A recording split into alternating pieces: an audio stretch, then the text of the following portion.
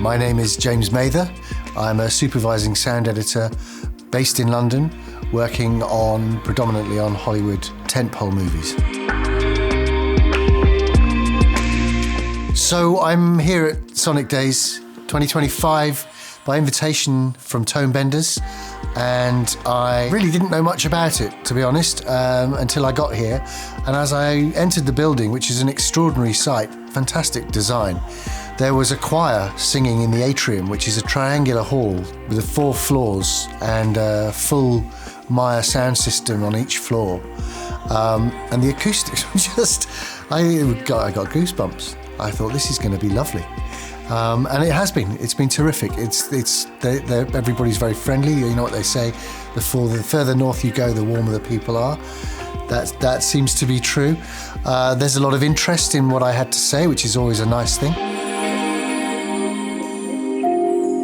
I was also really struck by the amount of high-end gear that they have here for the students to learn on, and they don't just have what we would use in the industry as standard, but they also change up the monitoring in the rooms so that people get used to working with different monitoring systems, so they can choose whether they like Meyer sound or Dynaudio sound or Genelec sound. That's a really carefully thought out and well conceived plan, because it all sounds the same and people have different preferences. It's really quite an impressive setup. Part of my excitement at seeing what facilities they have here is that I started as an apprentice when I was 17 back in the early 80s, 82 I believe, and the education system didn't really cater for sound per se. It was kind of film courses, media courses.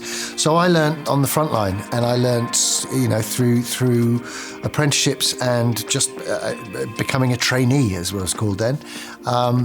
But as I've sort of gained experience and travelled the world and realised that we need to invest in the future for our careers and for the benefit of the industry, and having the opportunity to visit places like Sonic Days kind of gives me real heart that these students are being nurtured and facilitated in a way that will really help them in the industry.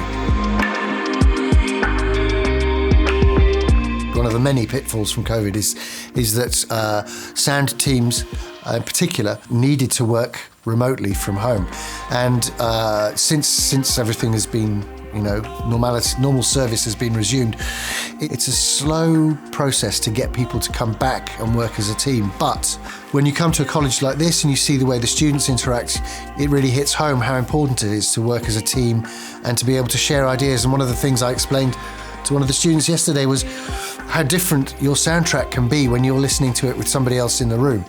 What you think was finished, you then realise there's got a ton of work that needs to be done. So that perspective of other people within your space and the idea that you might be being judged on it changes your entire sense of achievement, and it hones your need to continue to tweak and change and improve. I've done things where I've left ends of sounds on the tracks by mistake because I was concentrating too hard further down the line, and you suddenly hear really bad mistakes that shouldn't be there. It's good to falter and have it exposed with somebody, because it's not a good feeling, so you want to make sure you try and avoid that as often as possible. One of the nice things about the opportunity to meet people after a talk where you've shared your thoughts and had questions is the range from professionals in the film sound, professionals in music sound, students, beginners, people about to finish and go into the working world. There was a huge bandwidth of attendees, and that was terrific because it meant that the questions were varied and very different in content.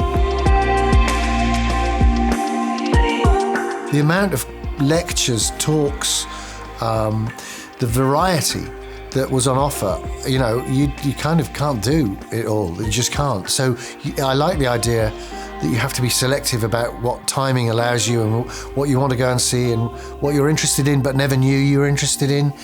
The world of sound is forever growing and becoming more and more applied in all sorts of spaces. And so whether it's podcasting or the sound of museums or feature films, there's so much on offer that can pique your interest.